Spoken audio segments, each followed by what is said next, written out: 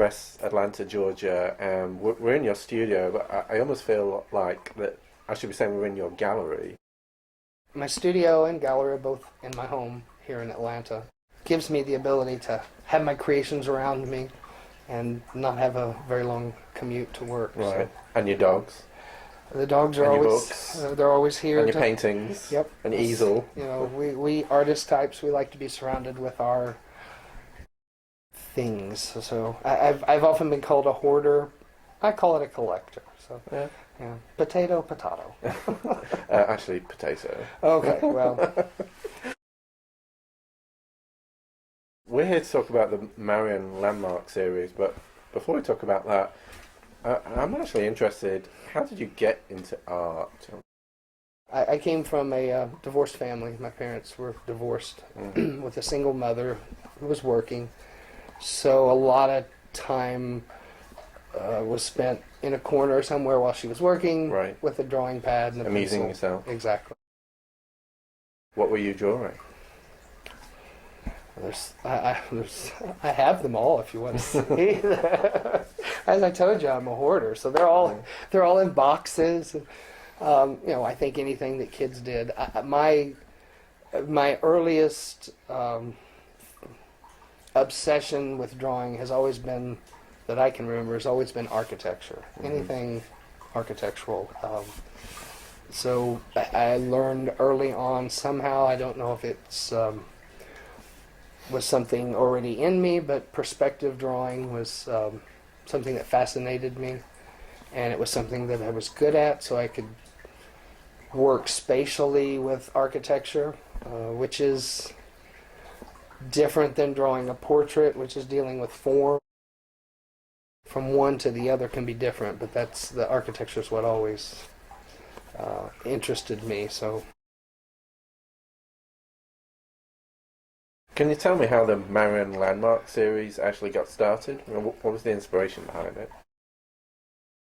Several years ago, my mother was dealing with a terminal illness, and spending time with her, waiting in a lot of doctor's offices, waiting rooms, hospital rooms, I would spend my time sketching, and at some point I looked down and I realized that my drawings were all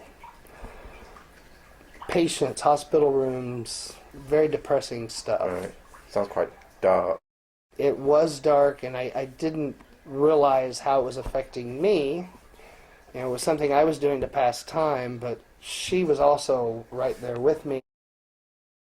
And my thought that ran through my head was, why am I capturing these images that are illustrating the end of her life when I could be doing images that illustrated the greatness of her life?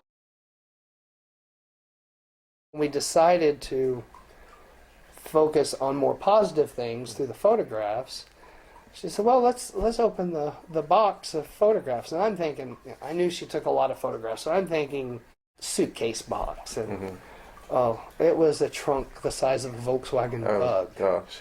Packed full of pictures laying flat. So there was, she's been gone now almost 7 years, and I'm still going through photos. I just reach in the box and I take out a handful and sort through them. So it's still a resource for me. Do they inspire you? Every single time. That's the reason I've done it a little bit at a time.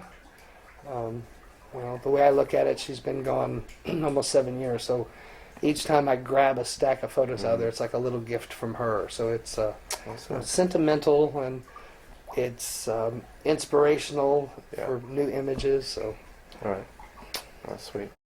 If there's a particular place, that's where the series started. Keep in mind, at that time, I didn't look at it as a series to develop. It was just a way of me passing time and a way of lifting her spirits. So the actual development of the series came much later. You know, I've heard that you're actually working on a new project. What can you tell us about the new project? So the next book will be released in June. We don't have an exact date yet. That will be coming soon. The next book will be in color, and I've taken a different direction with the images, in the sense that I've tried to incorporate landmarks as in structures and architectural, but I've tried to incorporate events as well. So trying to stitch more into the image rather than just here's a building. Right. So telling more stories with the images. It's been great sitting here chatting with you, learning all about the Marion Landmarks Series. I kind of almost feel like I want to go on a mini vacation over to Illinois, a state I've never been to. Well, there's always time to... I imagine. Maybe, when you have your bestseller show or something like that. Sure. When they have the Hollywood opening. A few celebrities. Of course. Now know more about Marion than you'll ever need to know. I do. So, jolly good. Thank you.